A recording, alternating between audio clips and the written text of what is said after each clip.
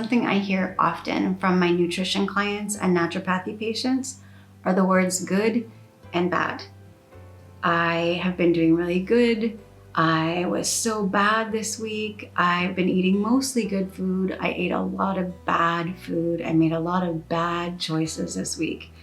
And when we label the things that we do and we eat as bad, it's really hard not to attach that label onto ourselves, even if it's subconsciously, to think of ourselves as bad people.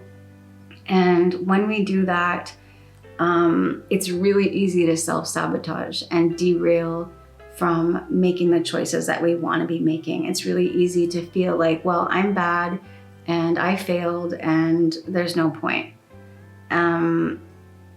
It also kind of gives you the message that you don't have any power or control. It really disempowers you. It's as though you're just impulsively making choices that you have no control over instead of making very intentional choices.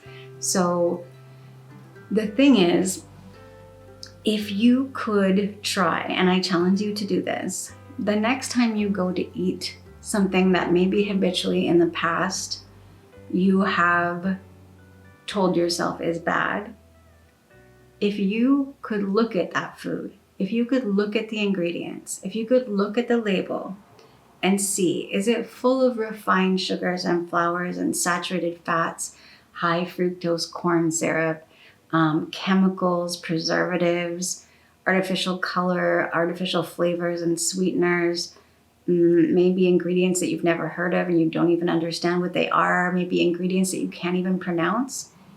Instead of calling it bad food, just ask yourself, is this food or not food? And if it has the things that I just described to you in it, it's just not food. It doesn't mean you can't eat it, but it's not fueling you and it's not feeding you. It's not food. It's not bad food, it's just not food. And you're an adult and you can choose to eat it if you want to eat it. And there's no shame. And you're not bad. You're just making an intentional choice. And maybe this isn't a choice you make very often and it doesn't really matter because it's not going to harm you in any way to occasionally eat junk food or to have birthday cake or have some ice cream. But maybe this is a choice that you make more often than you would like to. And if that's the case, then maybe you could access some of the resources and support that is available to you to help you make healthier choices more often and maybe help empower you to change your habit so that usually you're doing things that serve you. Usually you're making choices that feed you and fuel you. But there is no bad food and good food. There's just food and not food. And there's no good you and bad you. There's just good you. You're good. You're good. Today I want to share with you two of my favorite summer salads. One of them is a broccoli and cauliflower salad with a creamy dressing. And the other one is a lentil salad with citrus and chopped almonds, and they're both delicious. I hope you try them. I hope you enjoy them. And I hope you leave a comment below and let me know if you did. And definitely tell me also if you made any changes, tweaks, or adjustments, added different ingredients that you like better, took something out. I love, love, love trying new things. I love inspiration. I love suggestions and comments. So please do not hold back and do not hesitate. Let me know how it went for you.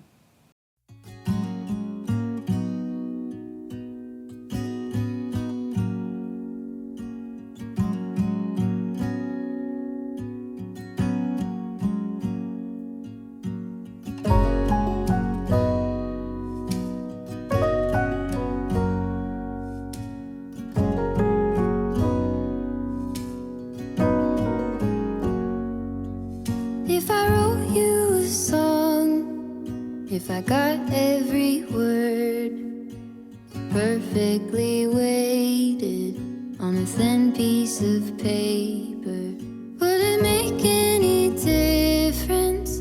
Would it change for the better? If I wrote you a poem, if I posted a letter?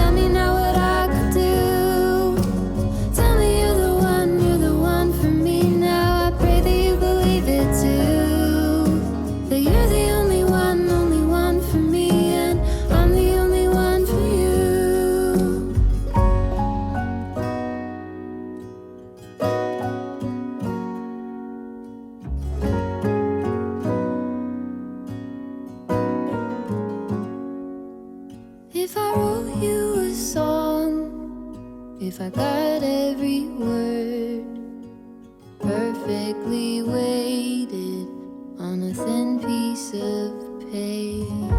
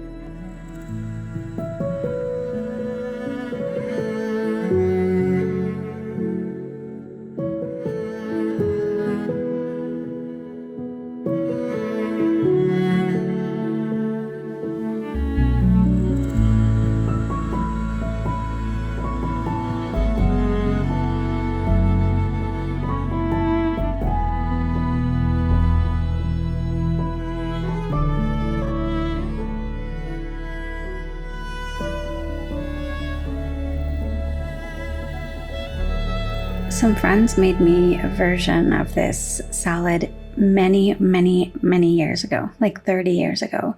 And I love it so much. I've made a few changes to it, including just quickly blanching the broccoli and cauliflower and adding some cooked peas to it. So I cut the broccoli and the cauliflower into bite-sized pieces and blanch them just really quickly for a couple of minutes, just enough that they are a little bit tender, but not soft. And then I cooked some peas. You can use fresh peas or frozen peas, and the cooking time will depend on which peas you use. I add some chopped bell pepper and also some chopped carrot. I have Nantes carrots. They're very small, very sweet. For the dressing, I did a take on a green goddess dressing, and I just used whatever fresh herbs I have growing in the garden. So I used some lemon thyme, as well as some tarragon, and also some dill.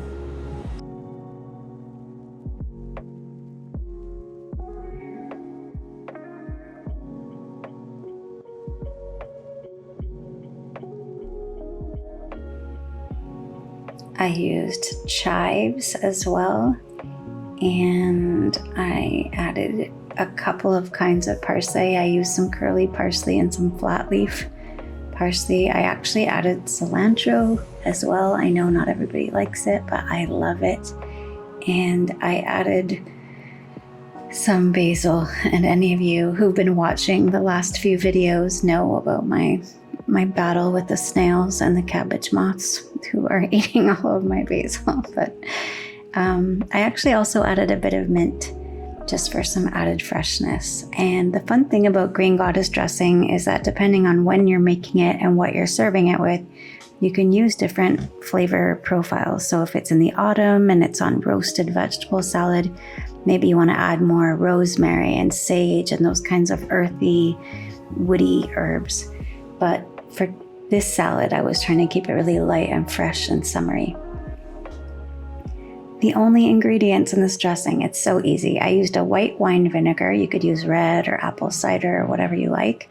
I also used kefir and a little bit of mayonnaise. You can skip the mayonnaise. You could use yogurt instead of kefir.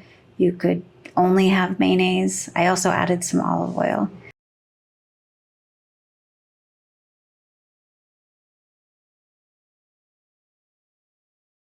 You can also add some salt and pepper or other seasoning if you like to. But personally, I just find that a lot of the time, if you have nice herbs that you're working with, that they stand out alone and they don't need much seasoning.